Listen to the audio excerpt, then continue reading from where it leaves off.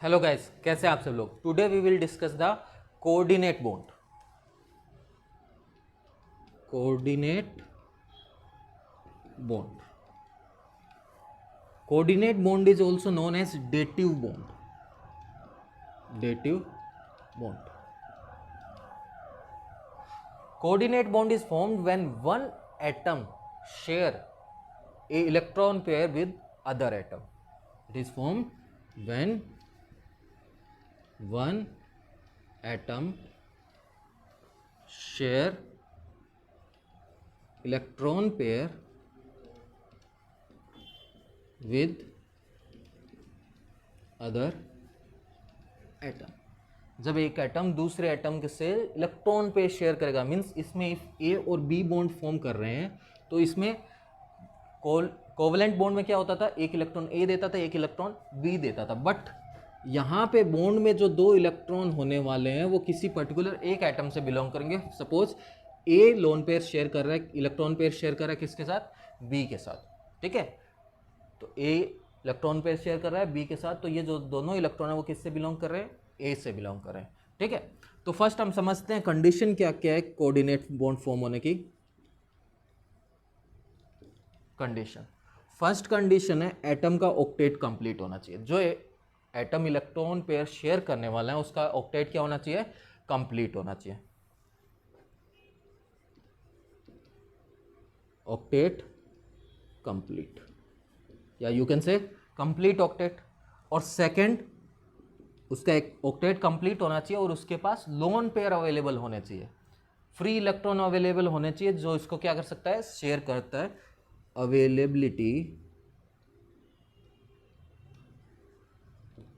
Availability of lone pair. Lone pair पता है ना बच्चों, वैलेंस सेल के वो इलेक्ट्रॉन जो बॉन्डिंग में पार्टिसिपेट नहीं करते उसको हम लोग क्या बोलते हैं, लोन पेयर। तो बच्चों चलो एग्जांपल से समझते हैं। जब हम NH3 की रिएक्शन, अमोनिया की रिएक्शन H+ से कराते हैं तो आपने पढ़ा होगा क्या फॉर्म होता है, NH4+। तो NH4+ की स्ट्रक्चर समझने का ट्राई करिए। फर्स्ट हम NH3 की स्ट्रक्चर समझते हैं। NH3 के नाइट्रोजन के आउटर में हमको पता है कितने वैलेंस इलेक्ट्रॉन होते हैं, 5 वैलेंस इलेक्ट्रॉन होते हैं। तो 3 तो हाइड्रोजन से बॉन्डिंग कर लेंगे और एक इलेक्ट्रॉन पेयर हमारे पास क्या रह जाएगा, फ्री रह जाएगा। तो आप देखेंगे कि नाइट्रोजन के आउटर में कितने इलेक्ट्रॉन हो गए, 8 हो गए। हाइड्रोजन का डुप्लेट कंप्लीट हो गया, 2 इलेक्ट्रॉन, इसका भी कंप्लीट, इसका भी कंप्लीट। तो स्ट्रक्चर कुछ ऐसी आई, नाइट्रोजन के पास क्या है, हमारे पास 3 हाइड्रोजन बॉन्ड है और एक क्या है, लोन पेयर है। तो हम हमारी कंडीशन चेक करते हैं ऑक्टेट कंप्लीट है या नहीं है। ठीक है, तो देखिए इस बॉन्ड में 2 इलेक्ट्रॉन होंगे, इस बॉन्ड में 2 इलेक्ट्रॉन 4, इस बॉन्ड में 2 इलेक्ट्रॉन 6 एंड ये लोन पेयर 2 8। तो ऑक्टेट कंप्लीट है। Second condition, lone pair available होना चाहिए। लोन पेयर अवेलेबल है नाइट्रोजन के पास, तो ये क्या कर सकता है, ये कोऑर्डिनेट बॉन्ड फॉर्म कर सकता है। सेकेंड हमारे पास H+, हमको पता है हाइड्रोजन में 1 इलेक्ट्रॉन होता है, मीन्स H+ में इलेक्ट्रॉन नहीं है। तो हाइड्रोजन के पास कितने इलेक्ट्रॉन है, 0 है। और इसको डुप्लेट कंप्लीट करने के लिए कितने इलेक्ट्रॉन चाहिए, 2 इलेक्ट्रॉन चाहिए। तो ये जो नाइट्रोजन है ये अपना लोन पेयर किसके साथ शेयर कर लेगा, हाइड्रोजन के साथ शेयर कर लेगा। तो स्ट्रक्चर कुछ ऐसी आ जाएगी, इसने लोन पेयर शेयर कर लिया किसके साथ, H+ के साथ। ठीक है, और ओवरऑल चार्ज कैसा हो जाएगा बच्चों इसका,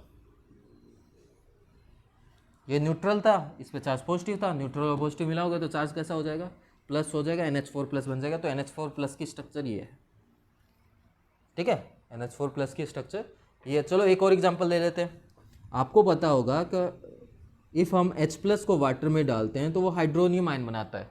H+ और वाटर की जब रिएक्शन होती है तो वो क्या बन जाता है, वो H3O+ बन जाता है। ठीक है, तो फर्स्ट हम वाटर की स्ट्रक्चर के बारे में देखते हैं। वाटर में जो ऑक्सीजन है उसके आउटर में कितने इलेक्ट्रॉन होते हैं, ऑक्सीजन के आउटर में 6 इलेक्ट्रॉन होते हैं, जिसमें से 2 उसने क्या कर लिया, हाइड्रोजन के साथ बॉन्ड बना लिया। तो 2 तो उसने हाइड्रोजन के साथ बॉन्ड बना लिए, तो 6 में से 2 इलेक्ट्रॉन तो बॉन्ड बनाने में बिजी, कितने बच गए हमारे पास, 4 electron. 4 electron means 2 lone pair है हमारे पास। अब हम अपनी कंडीशन चेक करते हैं कि हमारा फर्स्ट ऑक्टेट कंप्लीट है या नहीं है। इस बॉन्ड में 2 इलेक्ट्रॉन, इसमें 2 4, 2 8 6 एंड 2 8। तो हमारा ऑक्टेट कंप्लीट है। हम किसका ऑक्टेट चेक करें बच्चों, सेंट्रल एटम का। ठीक है, देन हम चेक करेंगे सेंट्रल एटम पे लोन पेयर अवेलेबल है या नहीं है। ऑक्सीजन पे लोन पेयर है, हाँ, हमारी दोनों कंडीशन सेटिस्फाई होगी, मीन्स ये ऑक्सीजन क्या कर सकता है, डेटिव बॉन्ड फॉर्म कर सकता है। तो ये ऑक्सीजन क्या करेगा, ये अपना एक लोन पेयर शेयर कर लेगा किसके साथ, H+ के साथ। तो यहाँ ऑक्सीजन के पास कितने लोन पेयर थे, 2 लोन पेयर थे, उसमें से एक लोन पेयर उसने कर लिया शेयर, तो अब इसके पास कितना लोन पेयर बचेगा बच्चों, इसके पास एक लोन पेयर बचेगा, ठीक है। और इसका ओवरऑल चार्ज कितना हो जाएगा बच्चों, ओवरऑल चार्ज हो जाएगा पॉजिटिव। नहीं तो आप ऐसा बोल सकते हैं कि ऑक्सीजन ने क्या किया है, इलेक्ट्रॉन शेयर किए, तो ऑक्सीजन से इलेक्ट्रॉन एक टाइप से जो असाइंड इलेक्ट्रॉन है वो क्या हो गए, कम हो गए वैलेंस इलेक्ट्रॉन से, तो ऑक्सीजन पे चार्ज कैसे आ जाएगा, पॉजिटिव आ जाएगा। तो आप इस प्लस चार्ज को इसके होल के ऊपर भी डिनोट कर सकते हैं, और इंडिविजुअल दिखाना चाहेंगे तो ये प्लस चार्ज किस पे है, ऑक्सीजन पे। यहाँ ये प्लस चार्ज किस पे होने वाला है, हमारे नाइट्रोजन पे, ठीक है। तो आई होप आप कोऑर्डिनेट और डेटिव बॉन्ड को समझ गए होंगे। ये जो कोऑर्डिनेट बॉन्ड है ये एक टाइप का कोवलेंट बॉन्ड ही है, क्योंकि कोवलेंट बॉन्ड में क्या होता है, शेयरिंग ऑफ इलेक्ट्रॉन होता है। यहाँ भी हमारे क्या हो रहे हैं, इलेक्ट्रॉन शेयर हो रहे हैं, बट यहाँ जो 2 इलेक्ट्रॉन शेयर हो रहे हैं वो सिंगल एटम से बिलोंग कर रहे हैं, जबकि हमारे जो कोवलेंट बॉन्ड में जो 2 इलेक्ट्रॉन शेयर होते थे वो दोनों एक एक एटम एक एक इलेक्ट्रॉन देते थे, और क्या बनता था, हमारा बॉन्ड बनता था, ठीक है। तो चलो हम बॉन्ड की कुछ प्रॉपर्टी पढ़ लेते हैं। बॉन्ड की हमको प्रॉपर्टी जो पढ़नी है आज, वो पढ़ने हैं फर्स्ट हो बॉन्ड एंथैल्पी, ठीक है। सेकंड हमको बॉन्ड एंगल पढ़ना है, थर्ड हमको बॉन्ड लेंथ पढ़नी है। तो इन प्रॉपर्टीज़ की अब हम लोग स्टडी करते हैं। हाँ तो बच्चों फर्स्ट हम लोग पढ़ते हैं बॉन्ड लेंथ, ठीक है। सबसे पहले हम लोग क्या पढ़ रहे हैं, बॉन्ड लेंथ। बॉन्ड लेंथ क्या है, जैसे आपने HCl बनाया तो H और Cl के बीच में ये जो बॉन्ड बना देते हैं, इसकी लेंथ है एक टाइप से। लेंथ कहाँ से मेजर करेंगे, ये डिस्टेंस होती है दोनों के न्यूक्लियाई से, ठीक है। ये सपोज हाइड्रोजन एटम है, ये हमारा क्लोरीन एटम है, इनके दोनों के न्यूक्लियाई के बीच की जो डिस्टेंस है इसको हम लोग क्या बोल रहे हैं बच्चों, बॉन्ड लेंथ बोल रहे हैं, ठीक है। इन दोनों के न्यूक्लियाई के बीच की जो डिस्टेंस है उसको बॉन्ड लेंथ बोल रहे हैं। मैंने यहाँ दूर दूर दिखाए एटम, जबकि हमको पता है कि जब बॉन्ड फॉर्म हो रहा होता है तो नॉर्मली ये क्या करते हैं, ये ओवरलैप करते हैं, ठीक है। यह हाइड्रोजन एटम है और ये सपोज क्लोरीन एटम है, क्लोरीन थोड़ा सा बड़ा होता है, ठीक है। तो इनके न्यूक्लियाई के बीच की जो डिस्टेंस है उसको हम लोग क्या बोलेंगे, बॉन्ड लेंथ। तो डेफिनेशन लिख देता हूँ, the distance between nuclei of 2 bonded atoms, 2 bonded atoms के बीच के न्यूक्लियाई के जो डिस्टेंस है उसको हम लोग क्या बोल रहे हैं, बॉन्ड लेंथ बोल रहे हैं, ठीक है बच्चों। चलो देखो ये प्रिडिक्ट करना मुश्किल है कि किसकी बॉन्ड लेंथ क्या होगी क्या नहीं होगी, बट हम कुछ सर्टेन लॉजिक से बता सकते हैं कि किसकी बॉन्ड लेंथ ज़्यादा होने वाली है, किसकी बॉन्ड लेंथ कम होने वाली है, ठीक है। फॉर एग्जाम्पल इफ मैं कंपेयर करूँ HF, HCl, HBr और HI को, ठीक है। HF, HCl, HBr and HI को कंपेयर कर रहे हैं, तो हमको पता है आयोडीन का साइज सबसे बड़ा है, और हाइड्रोजन तो यहाँ में क्या है, कॉमन है। इफ आयोडीन का साइज बड़ा है तो आयोडीन के न्यूक्लियाई से हाइड्रोजन के न्यूक्लियाई की डिस्टेंस ज़्यादा होगी कंपेयर टू फ्लोरीन के न्यूक्लियाई से हाइड्रोजन के न्यूक्लियाई की डिस्टेंस।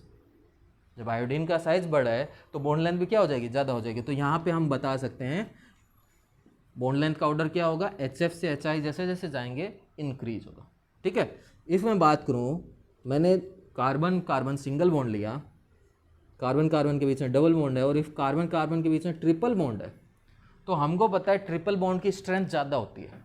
स्ट्रेंथ ज़्यादा होती है मतलब बॉन्ड क्या है, force of attraction, means triple bond का फोर्स ऑफ अट्रैक्शन क्या है, ज़्यादा है, तो न्यूक्लियाई क्या हो जाएंगे, पास पास आ जाएंगे। तो ट्रिपल बॉन्ड की लेंथ सबसे कम होगी कंपेयर टू डबल बॉन्ड और सिंगल बॉन्ड, ठीक है। तो इस टाइप से आप कंपेयर कर सकते हैं किसकी बॉन्ड की लेंथ कम होगी, किसके बॉन्ड की लेंथ ज़्यादा होने वाली है, ठीक है। आप नॉर्मली एटम के साइज से कंपेयर कर सकते हैं, ठीक है। चलो फर्स्ट हमने बॉन्ड लेंथ देख लिया, सेकंड हम देख लेते हैं बॉन्ड एंथैल्पी।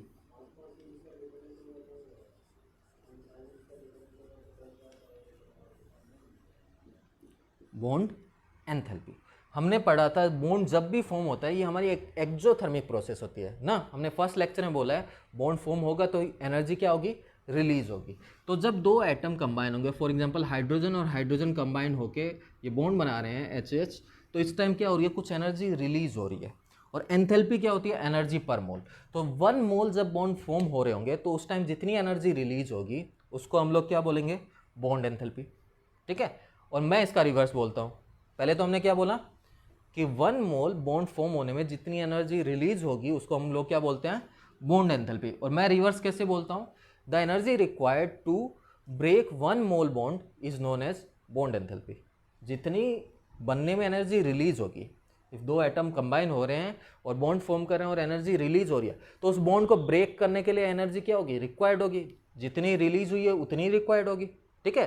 तो 1 मोल बॉन्ड को ब्रेक करने में जितनी एनर्जी रिक्वायर्ड है वो हमारी क्या है, बॉन्ड एंथैल्पी, ठीक है। तो बॉन्ड एंथैल्पी को मैं डिफाइन कर देता हूं, the energy required to break 1 mole identical bond.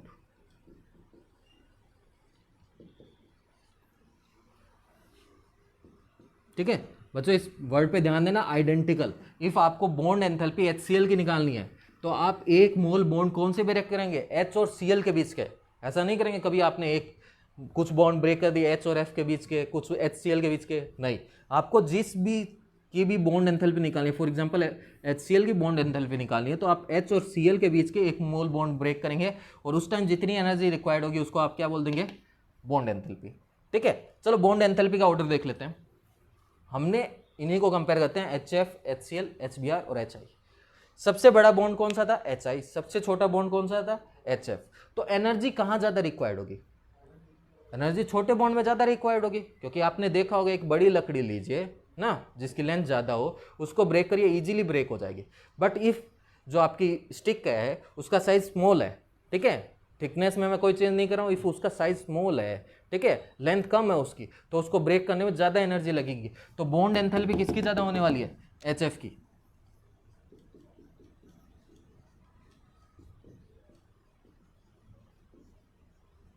ठीक है, तो ये हमारी बॉन्ड एंथैल्पी का ऑर्डर हो गया। सेम हम इसके लिए बोल सकते हैं ट्रिपल बॉन्ड की बॉन्ड एंथैल्पी ज़्यादा होगी कंपेयर टू डबल बॉन्ड और सिंगल बॉन्ड, क्योंकि 3 बॉन्ड को जब ब्रेक करेंगे तो आपको ज़्यादा एनर्जी रिक्वायर्ड होगी। और एक चीज़ हमने पढ़ा है ना, नहीं तो मैं बता देता हूँ कि इफ आप सिग्मा बॉन्ड ब्रेक करेंगे तो उसकी एनर्जी ज़्यादा होती है कंपेयर टू पाई बॉन्ड, ठीक है। ये फ्यूचर में आएगा, हम बाद में डिस्कस कर लेंगे नहीं तो, ठीक है। अभी के लिए आप थोड़ा सा याद रख सकते हैं, सिग्मा बॉन्ड की बॉन्ड एंथैल्पी ज़्यादा होती है किससे, पाई बॉन्ड से, ठीक है। हाँ तो बच्चों हमारा नेक्स्ट टॉपिक है बॉन्ड एंगल, ठीक है। बॉन्ड एंगल, बॉन्ड एंगल कैसे डिफाइन करेंगे, जैसे मान लो ये ऑक्सीजन वाटर है ना, तो ये इनके बीच का जो एंगल हो जाएगा OH और OH बॉन्ड के बीच का जो एंगल हो जाएगा वो बॉन्ड एंगल हो जाना चाहिए। बट एक्चुअली में हम ऐसे ऑक्सीजन और हाइड्रोजन के बीच में एक स्ट्रेट लाइन दिखा के बॉन्ड को डिनोट करते हैं। हमने चैप्टर 2 में पढ़ा है एटॉमिक स्ट्रक्चर में कि इलेक्ट्रॉन किस फॉर्म में एग्जिस्ट करते हैं, इलेक्ट्रॉन क्लाउड्स की फॉर्म में एग्जिस्ट करते हैं ना। ऐसा नहीं होगा कि इलेक्ट्रॉन ऐसे स्ट्रेट लाइन में अरेंज हो गया, इलेक्ट्रॉन किस फॉर्म में एग्जिस्ट करते हैं, क्लाउड्स की फॉर्म में एग्जिस्ट करते हैं, ठीक है। तो हम बोलेंगे the angle between bond pair cloud is known as bond angle. तो जहाँ पे ये बॉन्ड पेयर का जो क्लाउड होगा, बॉन्ड पेयर समझते हैं, वो इलेक्ट्रॉन जो बॉन्डिंग में पार्टिसिपेट कर रहे हैं, यहाँ पे एक क्लाउड होगा और यहाँ पे एक क्लाउड होगा, उन दोनों के बीच का जो एंगल होगा उसको हम लोग क्या बोलेंगे, bond angle. The angle between bond pair electron is known as bond angle. Bond pair electron के बीच का जो एंगल होगा उसको हम लोग क्या बोलेंगे, bond angle. For example water में जो बॉन्ड एंगल है मैं बता देता हूँ, मुझे याद है 104.5 डिग्री होता है, ठीक है। कितना होता है, 104.5 डिग्री होता है, ठीक है। तो हमने ये सब पढ़ लिए। अब चीज़ समझिए, जब हमने कोऑर्डिनेट बॉन्ड पढ़ा ना, मैं वापस से याद दिलाना चाहता हूँ कि कोऑर्डिनेट बॉन्ड जब फॉर्म हुआ था उसके बाद में सारे एटम स्टेबल हो गए थे, ऑक्टेट रूल ब्रेक नहीं हुआ था, ठीक है। हमने स्टार्टिंग में देखा था यहाँ पे H+ था और नाइट्रोजन के पास क्या था, लोन पेयर था। तो यहाँ पे कितने इलेक्ट्रॉन थे, 8 इलेक्ट्रॉन थे, ठीक है। और हाइड्रोजन का डुप्लेट कंप्लीट नहीं था। अब नाइट्रोजन ने क्या किया, ये 2 इलेक्ट्रॉन हाइड्रोजन के साथ शेयर कर दिए, तो नाइट्रोजन ने शेयर किया तो नाइट्रोजन का चार्ज पॉजिटिव हो गया और इसको इलेक्ट्रॉन मिल गए हैं, ठीक है। इसके साथ नाइट्रोजन ने शेयर किया तो इसका प्लस चार्ज खत्म हो गया। अब आप चेक करिए, हाइड्रोजन के आउटर में कितने इलेक्ट्रॉन होंगे 2, इस हाइड्रोजन के भी आउटर में 2 2 2, चारों हाइड्रोजन का डुप्लेट कंप्लीट है। और नाइट्रोजन के आउटर में कितने इलेक्ट्रॉन है 8 इलेक्ट्रॉन है, तो नाइट्रोजन का भी ऑक्टेट क्या है कंप्लीट है। तो डेटिव बॉन्ड फॉर्म होने के बाद में जो भी एटम है वो सब के सब स्टेबल हो जाते हैं, ठीक है। तो ये सब जो भी चीज़ें पढ़ी हमने कोवलेंट बॉन्ड में, वो हमने एक थ्योरी के अकॉर्डिंग पढ़ी थी, कौन सा, हमारा ऑक्टेट रूल, याद है बच्चों। बट कुछ जगह ये रूल हमारा ब्रेक हो जाता है, कुछ जगह हमारा ये रूल काम नहीं करता है। तो हम इसके ड्रॉबैक देखने जा रहे हैं, कहाँ कहाँ ये काम नहीं करता है। शॉर्ट में बता देता हूँ मैं ड्रॉबैक क्या क्या है ऑक्टेट के, ठीक है। फर्स्ट ड्रॉबैक है, कुछ ऐसे कंपाउंड भी फॉर्म होते हैं जिनका ऑक्टेट कंप्लीट नहीं होता, मीन्स आउटर में 8 इलेक्ट्रॉन नहीं होता है। तो फर्स्ट ड्रॉबैक है इनकम्प्लीट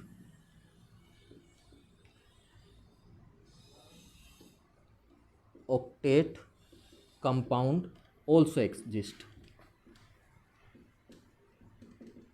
ठीक है। ऐसे कंपाउंड भी एग्जिस्ट करते हैं जिनका ऑक्टेट कंप्लीट नहीं है।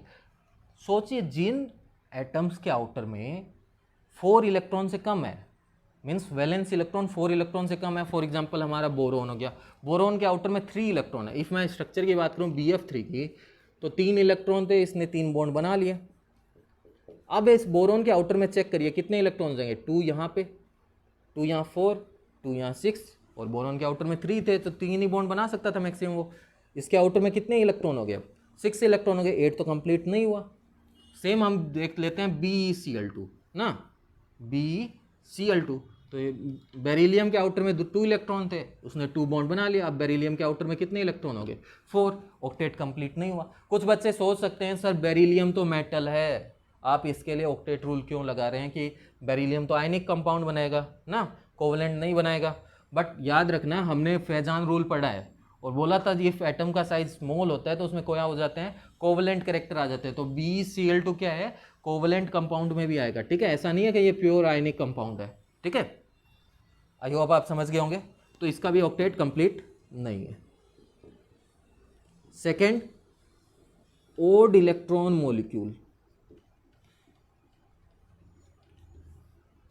हमने देखा है ऑक्टेट रूल में बोला आउटर में 8 इलेक्ट्रॉन होने चाहिए और अंदर के जितनी भी सेल है वो तो क्या होती है, कंप्लीटली फिल्ड होती है। तो जो मॉलिक्यूल बनना चाहिए उसमें ऑलवेज क्या होना चाहिए, इवन नंबर ऑफ इलेक्ट्रॉन होने चाहिए। समझ रहे बात को। इफ मैं बोल रहा हूँ ऑक्टेट रूल का मतलब कि आउटर में 8 इलेक्ट्रॉन ना, और अंदर के जितनी भी सेल है वो तो कंप्लीटली फिल्ड है, वो सब तो पेयर में एग्जिस्ट करेंगे। तो जब हम लोग एटम के इलेक्ट्रॉन ऐड कर देंगे मॉलिक्यूल के इलेक्ट्रॉन फाइंड करने के लिए ना, तो वो क्या आना चाहिए, इवन नंबर में आना चाहिए। बट कुछ ऐसे मॉलिक्यूल भी एग्जिस्ट करते हैं जिनमें नंबर ऑफ इलेक्ट्रॉन कैसे होते हैं, ओड होते हैं। फॉर एग्जांपल आपका N2O नहीं NO2, ठीक है। नाइट्रोजन में कितने इलेक्ट्रॉन है 7, ऑक्सीजन में 8, 8 + 8 16 + 7 कितना हो गया 23। तो यहाँ पे क्या है, ओड है ना, टोटल नंबर ऑफ इलेक्ट्रॉन क्या है, ओड है, फिर भी ये एग्जिस्ट करता है। इसकी स्ट्रक्चर में बना देता हूँ।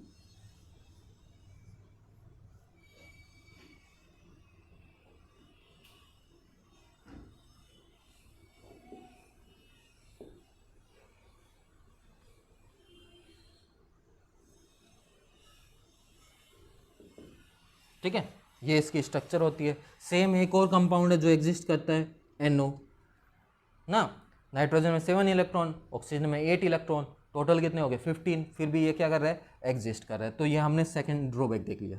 Third, expanded octet.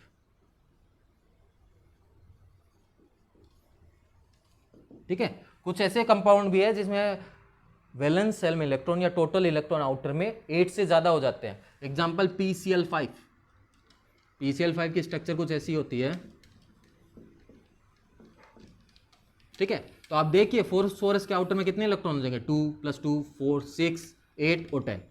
फॉस्फोरस के आउटर में कितने इलेक्ट्रॉन हो गए, 10 इलेक्ट्रॉन हो गए, जबकि ऑक्टेट रूल क्या बोलता है 8 होना चाहिए। और एग्जाम्पल पढ़े हमारे पास SF6,